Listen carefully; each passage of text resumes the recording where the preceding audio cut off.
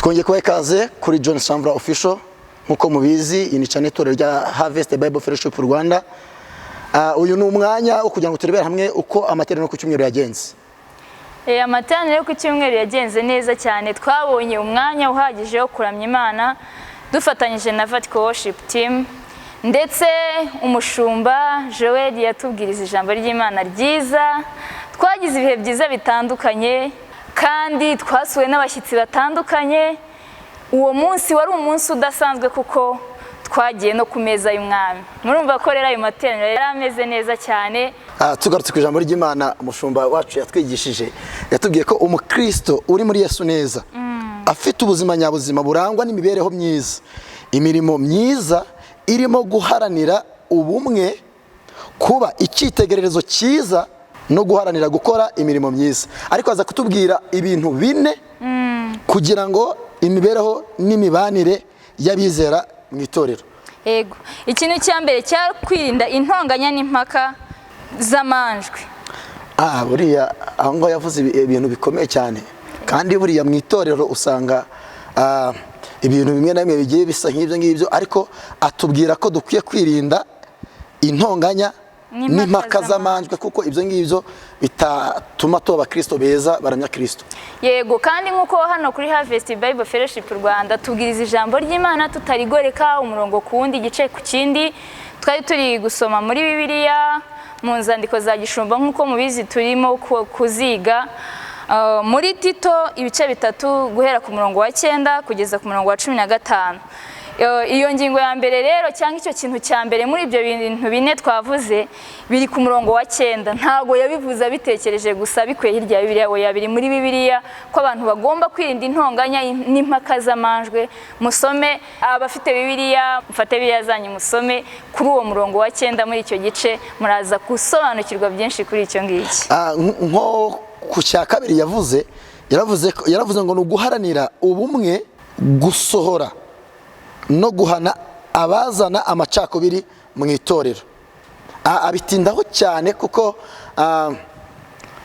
turakwiye kuba abana nyakuri, kandi tuzi neza ko intumbero yacu ari uko umwizera nyakuri wese agomba gukorera Kristo, akaramya Kristo kandi akagendana na Kristo. Bivuze ngo rero uyu muntu agomba guharanira ubumwe, gukosora no guhana abazana amacakubiri mu itorero, cyane ko byanditse n'ubundi muri icyo gice cya gatatu muri Tito uhereye ku murongo wa 9 nk'uko twabivuze kugeza ku murongo wa 15. Ariko iyo ngingo ya kabiri byanditse uhereye ku murongo wa 10 kugera kuri 11. Muze gusoma murasobanukirwa byinshi kurushaho. Icya gatatu yavuze ngo ni uguharanira kuba icyitegererezo cyiza mu itorero. Umuntu wese muri twebwe agaharanira kuba icyitegererezo cyiza mu itorero. Ibyo ngibyo asoma muri icyo gitabo cya Tito n'ubundi mu bice bitatu ku murongo wa 12 ukageza ku murongo wa 13. Yego, icya kane ari nacyo cyanyuma kuko nkuko twabibabwiye ni bini, kumaramaza gukomeza gukora imirimo myiza no kugoboka abandi kugira ngo bareke kuba imburamukoro. Rero ibyo ngibyo aho byanditse nabyo byanditse muri Bibiliya muri icyo gice cya gatatu, ariko byo ni ku murongo wa 14 kugera ku murongo wa 15. Birakwiye ko muri twebwe buri wese amaramaza mu gukora imirimo myiza no kugoboka abandi kugira ngo bareke kuba imburamukoro cyangwa kuba ingumba.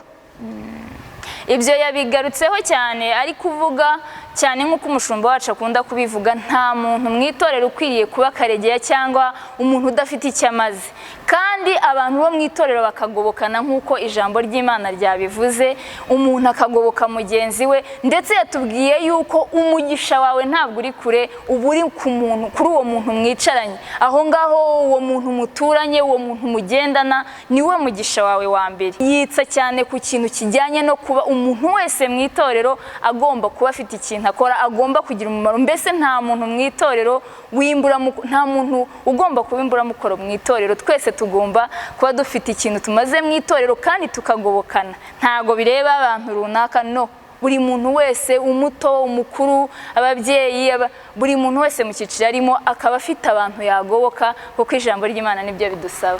Murakoze, turabashimiye cyane. ku bwitange n'ubwitabire mudahwema kugaragaza ku itorero ryacu ndetse no gusharinga no gukora subscribe kuri YouTube channel John Samvura Official. Murakoze cyane, murakunzwe.